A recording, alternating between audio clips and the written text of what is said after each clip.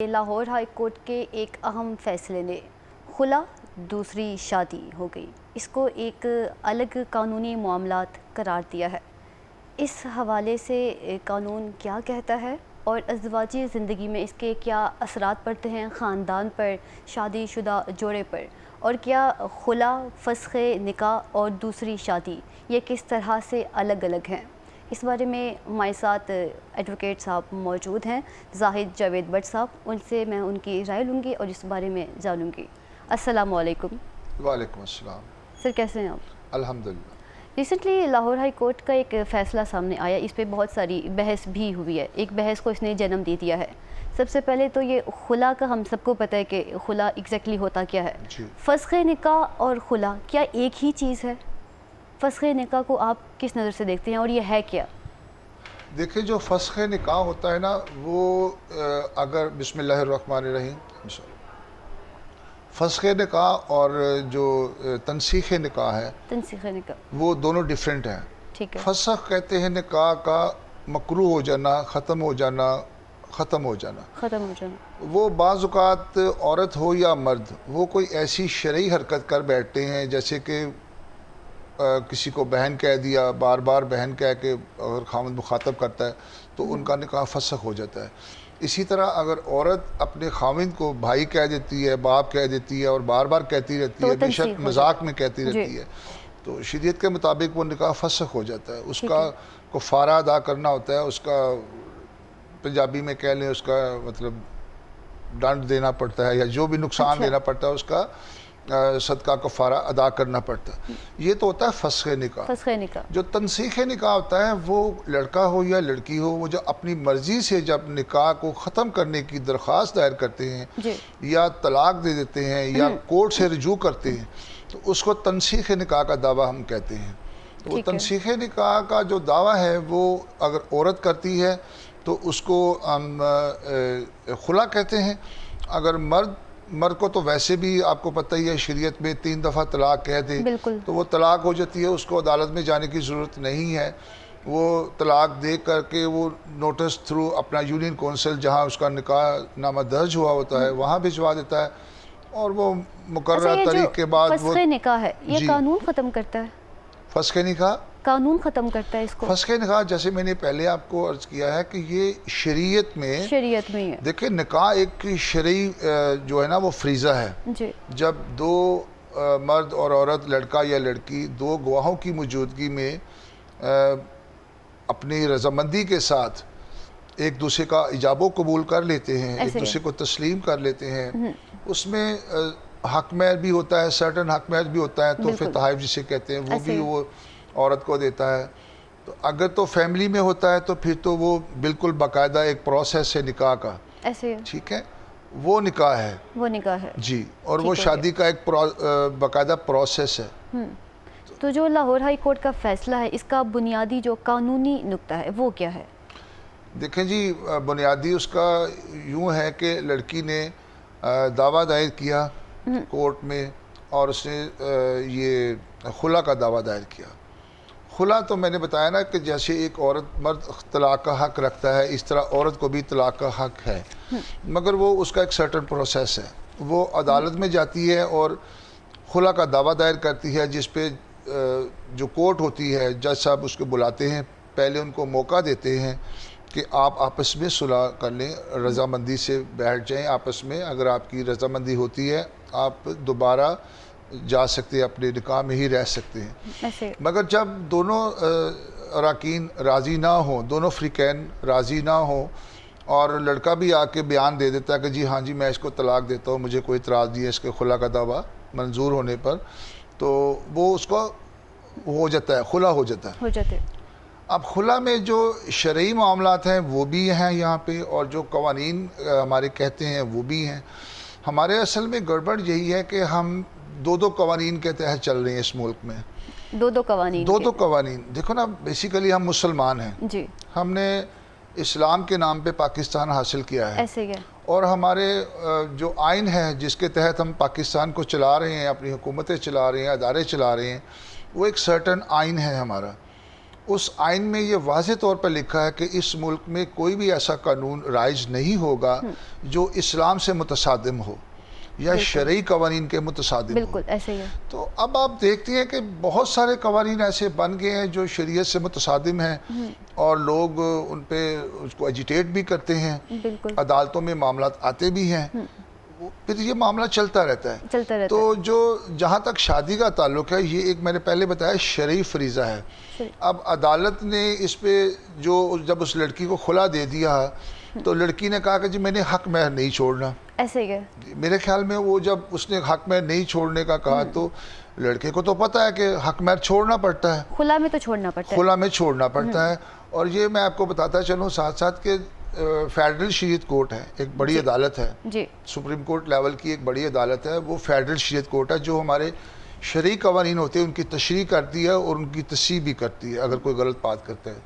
2022 page 25 یہ ایک judgment ہے ان کی, جس میں واضح طور پر لکھا ہے کہ اگر عورت خلا کا دعویٰ دائر کرتی ہے تو اس کو حق مہر چھوڑنا پڑے گا. تو یہ ظاہری بات ہے, ہر خلا میں حق مہر واپس کرنا لازمی نہیں. ہر خلا میں جیسے میں نے بتایا نا کہ یہ تو ایک شرعی معاملہ ہے. شریعت میں یہ قانون اس بارے میں کیا کہتے ہیں؟ قانون بھی یہی کہتا ہے کہ جو شرعی ہے طریقہ وہی طریقہ اپنایا جائے. وہی طریقہ لڑکی اگر طلاق کے لیے آتی, دیکھیں نا میں نے آپ کو ایک اور بات بتاتا چلوں, بات ہائی کورٹ کے فیصلے پہ بعد میں آتی ہے کہ جب ہم طلاق جو ہے یا خلا جو ہے ایک لیگل اور شرعی معاملہ ہے, مگر اللہ تعالیٰ نے فرمایا کہ حلال کاموں میں سب سے زیادہ ناپسندیدہ جو چیز ہے وہ طلاق ہی ہے. ٹھیک ہے. اسی طرح عورت اور مرد کو یہ سمجھنا چاہیے کہ طلاق لینا, خلا لینا کوئی اتنا آسان کام نہیں ہے. اس سے نہ صرف ان کی اپنی زندگی متاثر ہوتی ہے, اگر ان کے بچے ہیں تو بچوں کی زندگی تو بہت بری طرح متاثر ہوتی ہے. بچوں کے علاوہ جو ان کا خاندان ہے, وہ خاندان میں جو چپلکشیں پیدا ہو جاتی ہیں, جو جھگڑے پیدا ہو جاتی ہیں, وہ ان کے خاندانوں کے لیے بھی بعض اوقات بڑے خطرناک نتائج نکلتے ہیں. تو اس لیے سب سے پہلی بات تو یہ ہے کہ طلاق اور خلا اس سے بہت حد تک اجتناب کرنا چاہیے, مرد کو بھی عورت کو بھی. دیکھیں نا, عورت بیسیکلی ہمارے معاشرے میں اور شریعت میں بھی اور ویسے بھی آپ دیکھتی بھی ہیں, عورت ایک قربانی کا نام ہے. ایسا ہی ہے, سیکریفائس کرتی آئی ہے. عورت ایک قربانی کا نام ہے, لا محالہ, نو ڈاؤٹ. جو مرد ہے وہ بھی قربانی دیتا ہے, اس میں ایسا نہیں کہوں گا کہ مرد قربانی نہیں دیتا. دونوں جیسے کہتے ہیں تالی دونوں ہاتھ سے بجتی ہے, دونوں مل کے گھر کو چلاتے ہیں. کچھ وہ اوائڈ کرتا ہے برداشت کرتا ہے, کچھ وہ اوائڈ کرتی ہے برداشت کرتی ہے, کیونکہ شادی ایک ایسا مرحلہ ہے کہ دو مختلف دنیایں آپس میں اکٹھی ہوتی ہیں. اگر خاندانی طور پہ شادی ہوتی ہے تو دو خاندان آپس میں ملتے ہیں, ان خاندان کی روایات ڈیفرنٹ ہوتی ہیں, ان کا اٹھنا بیٹھنا. پھر اگر غربت اور امارت کا معاملہ ہو تو وہ تو بہت ہی خطرناک ہو جاتا ہے بعض اوقات. عورت کو خاص طور پہ اس معاملے میں, جیسے میں بتاؤں گا کہ جو شریعت کے معاملات ہوتے ہیں اس میں شیطان جو ہے وہ بہت زیادہ انوالو ہوتا ہے. اور میں معذرت کے ساتھ کہوں گا کہ عورت بہت جلد قابو آ جاتی ہے. ہماری والدہ سے ہمیں پتہ چلا ہے. تو اس طرح شیطان جو سب سے زیادہ وار کرتا ہے وہ عورت پہ کرتا ہے اور عورت کو ورگلاتا ہے, اس کے ذہن میں مختلف وسوسے اور شیطانی خیالات ڈالتا ہے, تو وہ پھر آپس میں جھگڑوں کا باعث بنتے ہیں. اس لیے میں کہہ رہا ہوں کہ جو عورت ہے نا وہ ان چیزوں سے اگر اوائڈ کرتی ہے, نماز روزے کی پابند ہے, شریعت کی پابند ہے, تو وہ ایسی باتوں کی طرف نہیں جاتی. عورت کو تو کمزور بھی کہا گیا ہے نا. نہیں, عورت کمزور نہیں ہے, عورت گھر کی ایک سربراہ ہے. یہ آپ کہہ رہی ہیں, میں نہیں کہتا. عورت بہت طاقتور ہے. مرد اگر باہر کا نظام سنبھالتا ہے تو آپ صبح سے لے کے رات تک, عورت کے سونے تک, ذرا عورت کے کام اگر گنوائے نا تو جتنے وہ کام کرتی ہے کوئی پہلوان بھی نہیں کر سکتا, مرد نہیں کر سکتا. لیکن پھر بھی گھر آ کے پوچھتے ہیں کہ سارا دن کیا ہے. اور ابھی بات آپ اس طرف لے گئی ہیں, عورت تو آج کل بہت طاقتور ہے, اس کا کہنا مانا جاتا ہے, اس کی بات سنی جاتی ہے. خاندان میں بہت ساری فیملیز ہم نے اب دیکھی ہیں کہ وومن ڈومینیٹنگ فیملیز ہیں, عورت کا راج ہے گھر میں, ایسا کوئی مسئلہ نہیں ہے. مگر میں نے جو بتایا نا, تالی دونوں ہاتھ سے بجتی ہے, یہ دونوں آپس میں کمپرومائز ہوتا ہے, ان کا آپس میں پیار محبت, باہمی تعاون اور ایک دوسرے کی بات سننا, ماننا اور دیکھنا بھالنا, یہ انسان دونوں پہ فرض ہے. تو جب شریعت کے معاملات بگڑیں گے، دنیاوی معاملات بگڑیں گے، بیلنس بگڑے گا، تو وہاں پہ جھگڑے پیدا ہوتے ہیں۔ مرد کا کیا ہے، مرد تو فوری طور پہ طلاق دے کے 3 دفعہ الفاظ کہہ کے فارغ ہو جاتا ہے، ایسے ہی ہے۔ مگر یہ بھی آپ نے دیکھا ہے، سنا ہے کہ جب بعد میں اس کو احساس ہوتا ہے اور اس کو پتہ چلتا ہے، پچھتاوا ہوتا ہے، تو پھر وہ دوبارہ رجوع کرنے کی کوشش کرتا ہے اور معافیاں بھی مانگتا ہے، پیچھے پیچھے لگا رہتا ہے۔ بچے بھی ہوتے ہیں، بعض اوقات عورت سے محبت کی شادی ہوتی ہے، تو جب عورت سے محبت کی شادی ہوتی ہے تو فرینکنس اتنی ہو گئی ہوتی ہے کہ وہ آپس میں لڑتے جھگڑتے بھی ہیں اور بعد میں صلح بھی ہو جاتی ہے۔ تو یہ جو فیملیز کے اندر یہ جو معاملات ہیں، بعض اوقات تو بزرگ ان کو بیٹھ کے سنبھال لیتے ہیں۔ بالکل۔ ایک ساتھ سب سے بڑا فائدہ یا اس کا سب سے بڑا جو نقصان ہوتا ہے وہ یہ ہوتا ہے کہ اگر آپ جوائنٹ فیملی میں رہ رہے ہیں، آپ کے بزرگ آپ کے سر پہ موجود ہیں، حالانکہ ساس بہو کا جھگڑا ازلوں سے چلتا آ رہا ہے، کبھی آپ نے نہیں سنا ہوگا کہ سسر بہو کا جھگڑا چلا ہو یا سسر داماد کا جھگڑا چلا ہو، بہت کم سسر داماد کے جھگڑے چلتے ہیں۔ ان کا بھی ہو جاتا ہے، کہیں ہوتے ہیں، بالکل ہوتے ہیں، ہم نے دیکھا ہے۔ مگر جو طلاق کا معاملہ ہوتا ہے وہ خاص طور پہ ساس بہو کا جھگڑا ہوتا ہے، اچھا، یا مطلب گھر کے کوئی ایسے معاملات ہوتے ہیں، معاشی معاملات آپ کے پاس ایسے کیسز آئے ہیں جس میں کہا گیا ہو کہ میری ساس میرے ساتھ لڑتی تھی، مجھے تو اب طلاق لینی ہے ان سے، میں خلا لے رہی ہوں؟ دیکھیں، میں اس میں دوبارہ عرض کروں گا کہ جو مائیں ہوتی ہیں نا، ماؤں کو اللہ پاک نے بہت عظمت دی ہے، بالکل، بہت بلند درجہ دیا ہے، اللہ تعالیٰ ان پہ خیر و عافیت کرے۔ سب کی مائیں بچوں کی مائیں ہیں، بالکل۔ تو کہنے کا مطلب یہ ہے کہ جو مائیں ہوتی ہیں نا، بیسیکلی بچیوں کی خاص طور پہ جو تربیت کرتی ہیں نا، بیسیکلی اچھی ماں ایک اچھی بیٹی کو جنم دیتی ہے، اچھے بیٹے کو جنم دیتی ہے، پھر اس کی تربیت اس طرح ہوتی ہے کہ وہ گھر کے معاملات اس کو سمجھاتی ہے۔ جب لڑکی نے اگلے گھر جانا ہوتا ہے اور آگے جانے والا ماحول بالکل ڈیفرنٹ ہوتا ہے، آل ٹوگیدر ڈیفرنٹ ہوتا ہے، بالکل ایسے ہی ہے۔ اس کو پھر وہ برداشت کرنا اور اس کو جو سیکھنا، اس کے لیے تو ایک نئی دنیا شروع ہو جاتی ہے نا۔ ایسے ہی ہے۔ اس کی اگر وہ جو ماں باپ کے گھر میں کر رہی ہوتی ہے، اگلے گھر والے اس کو نہیں کرنے دیتے، تو وہ جھگڑا، عورت قربانی دیتی ہے تو بسم اللہ صحیح ہو جاتا ہے، ٹھیک ہے۔ اگر وہ نہیں مانتی، جھگڑے پیدا ہو جاتے ہیں۔ مرد کہتا ہے اس طرح کرو، وہ کہتی ہے ہمارے گھر میں تو اس طرح ہوتا تھا، ہم تو اس طرح کرتے تھے۔ تو یہ چیزیں عورت کو وہی قربانی جو میں نے کہا ہے نا، یہ قربانی ہوتی ہے، یہ قربانی ہوتی ہے۔ بہت سارے معاملات، جیسے میں نے فرق بتایا کہ ڈیفرنس اگر عمارت کا ہو تو وہاں پہ زیادہ جھگڑے پیدا ہوتے ہیں۔ اب اس کے گھر میں اس کو گاڑی تھی، نئے خاوند کو پاس موٹر سائیکل ہے یا موٹر سائیکل بھی نہیں ہے، تو یہ ماں باپ کو بھی دیکھنا چاہیے کہ ایسے میں آپ کیا کہتے ہیں کہ رشتے کیسے کرنے چاہیے کہ خلا اور طلاق کو اوائڈ کیا جائے؟ خلا اور طلاق کو اوائڈ کرنے کے لیے جو میں کہتا ہوں وہ تو سب سے پہلے یہ ہے کہ جو بیٹی ہے نا، جی، اب میں تو یہ بھی کہوں گا کہ اسکول کالجز میں ایک سبجیکٹ ایسا ہونا چاہیے شادی کے معاملے میں۔ اچھا، جیسے دیکھیں نا، معذرت کے ساتھ باہر کے ملکوں میں سیکس کے متعلق تعلیم دیتے ہیں کہ نہیں دیتے؟ دیتے ہیں۔ ہمارے یہاں اگر اس کو اوائڈ کر کے اگر بچی کو اسکول کالج میں ایک ایسا سبجیکٹ وہاں رکھ دیں جو آگے ازدواجی معاملات کو ڈیل کرنے کے کیا طریقے ہیں، کیا اچھے نتائج اس کے نکلیں گے وہ پڑھ کے، تو اس کو سیکھنا چاہیے۔ بعض وقت ہوتا یہ ہے کہ بالکل عورت کو پتہ ہی نہیں ہوتا کہ اگلے گھر کا ماحول کیا ہے، تو ماں باپ کو جب شادی کرتے ہوئے دیکھنا چاہیے کہ ان کے ماحول کے ساتھ ہماری بچی ایڈجسٹ کر جائے گی، یا اس کو کم از کم کچھ تھوڑا مہینہ پہلے، جیسے لوگ پہلے منگنی کر دیتے تھے، فیملیز آپس میں ایک دوسرے کے ساتھ گھل مل جاتی تھی، سمجھ آ جاتی تھی، تو اس کا معاملہ پھر بھی تھوڑا ہوتا تھا۔ آج کل ہوتا کیا، جھٹ منگنی پٹ گیا، ادھر سے جلدی جلدی فارغ ہو گئے، وہ گیا، 2 مہینے بعد پتہ لگا جی ان کا آپس میں نباہ نہیں ہو رہا اور وہ طلاق ہو گئی۔ ماں باپ بیچارے پیسہ بھی لگا دیتے ہیں، کروڑوں روپیہ لگ جاتا ہے بعض شادیوں پہ۔ نکاح سے بہتر ہے کہ جو منگنی میں ٹائم رکھا جائے پھر منگنی ٹوٹ جائے، وہ بہتر ہوتا ہے؟ دیکھیں، ایک لحاظ سے تو اگر باہمی ہم آہنگی نہیں ہوتی تو عورت پہ جو طلاق کا ایک دھبا لگ جاتا ہے اس سے تو بچ جاتی ہے نا، اس سے تو بچ جاتی ہے۔ آپ نے بچیوں کی تربیت کے بارے میں بھی بات کر لی، کالج یونیورسٹی میں سبجیکٹ ہونا چاہیے، بالکل۔ بیوی کے حقوق پہ ذرا بتائیں، بیوی کے کیا حقوق ہیں؟ دیکھیں جی، بیوی کے جو سب سے پہلے حقوق ہیں کہ سب سے پہلا حق تو اس کا حق مہر ہے۔ حق مہر، نام ہی حق ہے، حق ہے، بالکل، ٹھیک ہے۔ سب سے پہلے تو اس کا حق مہر ہے کہ جب آپ کسی کی بیٹی کو، کسی کی بیٹی کو، یعنی کہ اس کو لڑکی کو لے کے آتے ہیں گھر، تو ظاہری بات ہے اس کے سب سے پہلے کچھ حقوق نکاح میں بھی دیتے ہیں آپ اس کو، جس کا سب سے پہلا نام حق مہر ہے. حق مہر ہے. اس کے نام کوئی جائیداد لگاتے ہیں یا اس کو نقد پیسے دیتے ہیں. اسے ایک سیفٹی کہا جاتا ہے عورت کی. جی عورت کی سیفٹی ہوتی ہے. جی ظاہری بات ہے کہ سب سے پہلا حق تو اس کا حق مہر ہے. حق مہر میں بہت سی چیزیں آ جاتی ہیں. حق مہر میں آپ نے نکاح نامہ اگر دیکھا ہو تو اس میں شرائط بھی ہوتی ہیں. ٹھیک ہے. مگر یہاں پہ مولوی صاحب کاٹے مار کے نیچے چلے جاتے ہیں اور کچھ بھی نہیں لکھتے اس پہ. حالانکہ پڑھی لکھی لڑکی کو اپنے نکاح نامہ بھی دیکھنے کی اجازت ہونی چاہیے اور اس کو ماں باپ کے ساتھ مل کے دونوں خاندانوں کو آپس میں مل کے اس میں شرائط بھی درج کرنی چاہیے. تو حق مہر تو ایک لازمی جزو آ گیا. باقی شرائط ہوتی ہیں کہ شادی کے بعد یہ کرے گا وہ کرے گی. اس طرح کی شرائط بھی لکھی جا سکتی ہیں.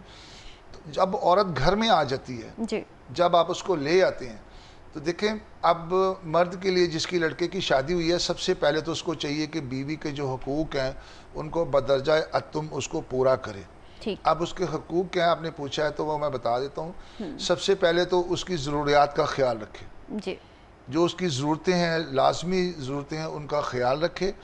اس کے ساتھ پیار و محبت سے پیش آئے, نہ کہ اس کے ساتھ شاؤٹ کرے, اس کو ڈانٹے. اس کی سیلف رسپیکٹ جو اس کو مجروح کرے اور اپنے بھائیوں کے سامنے, ماں باپ کے سامنے, بہنوں کے سامنے اس کو ڈانٹ ڈپٹ کرے اور اس کو ڈیگریڈ کرے.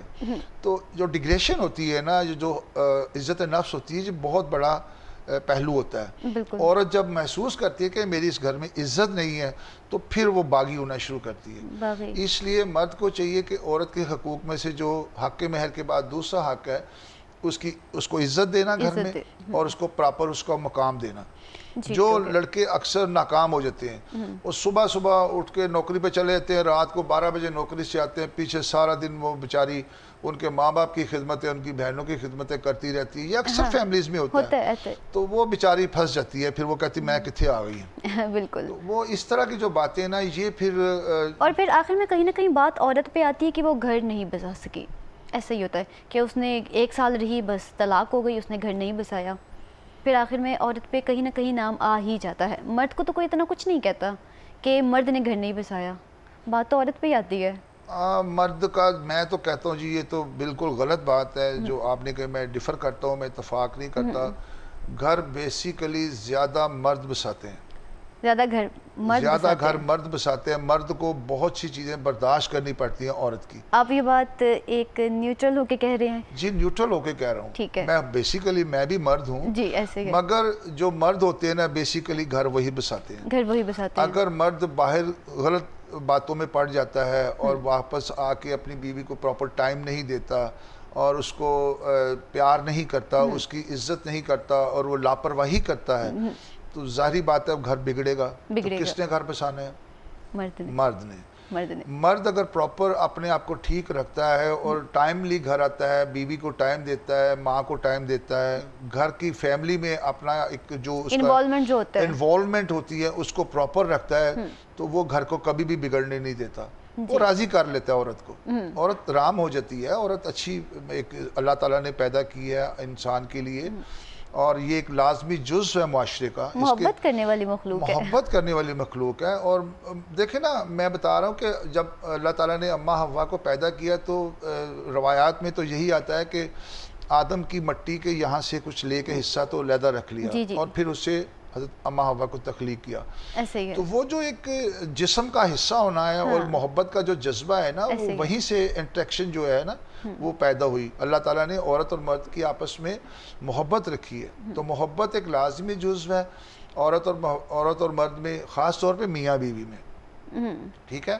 آج کل تو محبت عام ہو گئی ہے, نیٹ کا دور ہے. آپ نے دیکھا ہوگا سنا ہوگا کہ فیس بک پہ یا اس پہ نیٹ پہ محبت ہوئی, شادی ہو گئی اور بعد میں سال بعد ختم بھی ہو گئی. تو پھر لڑائی جھگڑے بھی پیدا ہوتی ہیں, دھوکے بازیاں بھی ہوتی ہیں. اس طرح لوگ فائدہ بھی اٹھاتے ہیں. تو بہرحال شادی ایک بہت اہم فریضہ ہے اسلام میں اور معاشرے کا ایک بہت اہم جزو ہے. اگر یہ شادی ہی پروان نہیں چڑھتی کسی دو میاں بیوی کے درمیان تو یہ معاشرے میں خرابیاں پیدا ہو جاتی ہیں. ایسے ہی بالکل. بڑھتے دیکھا دیکھی آپ نے دیکھا نا خربوزے کو دیکھ کر جیسے خربوزہ رنگ پکڑ لیتا ہے تو یہ پھر معاشرہ بگڑتا جلتا. اچھی ماں نہیں ہوگی, اچھی اولاد نہیں تربیت نہیں ہوگی، ہوگی، جب تربیت اچھی نہیں ہوگی، ایک گھر اچھا نہیں ہوگا، معاشرہ اچھا نہیں ہوگا، تو معاشرہ اچھا نہیں ہوگا تو ملک سارا بیڑا غرق ہو جائے گا۔ دربدر۔ اب ہم آ جاتے ہیں ہائی کورٹ کے اس فیصلے کی طرف، جی جی جو ہائی کورٹ کا فیصلہ ہے۔ ہائی کورٹ کا جو فیصلہ ہے، ہمارے جو صحافی برادران ہیں یا جو صحافی بھائی ہیں ہمارے، یہ بات کو بیسیکلی مسالہ لگا کے، چربا لگا کے بتانے کی کوشش کرتے ہیں۔ اب ہمارے معاشرے میں طلاق کی شرح مرد کی طرف سے ہو یا عورت کی طرف سے ہو، پہلے ہی بہت زیادہ جاری ہے، گزارے نہیں ہوتے معاشی طور پہ، ذہن نہیں ملتے، جھگڑے ہو رہے ہوتے ہیں۔ تو اگر یہ ایسی باتیں پبلسائز کر کے بتائیں گے تو لڑکیاں جو تھوڑا سا بھی ایک عنصر رکھتی ہیں نا کھلا لینے کا، وہ تو بھاگیں گی فوراً کہ میرا تو وہ حق مہر بچ رہا ہے تو چلو چل کے کھلا لئیے۔ صاحب آپ کی ساری باتیں بالکل ٹھیک ہے، اور ہم سب اس بات سے ایگری کرتے ہیں، جتنی بھی مائیں یہ شو دیکھ رہی ہیں وہ بھی اس بات سے ایگری کریں گے کہ آپ نے جو باتیں کی ہیں تربیت کو لے کے، ہر چیز کو لے کے، سبجیکٹ کو لے کے، وہ ساری باتیں بالکل ٹھیک تھی۔ جاوید صاحب آپ کا بہت بہت شکریہ کہ آپ نے قیمتی وقت دیا اور اس ٹاپک پہ ہم سے بات کی۔ بہت شکریہ۔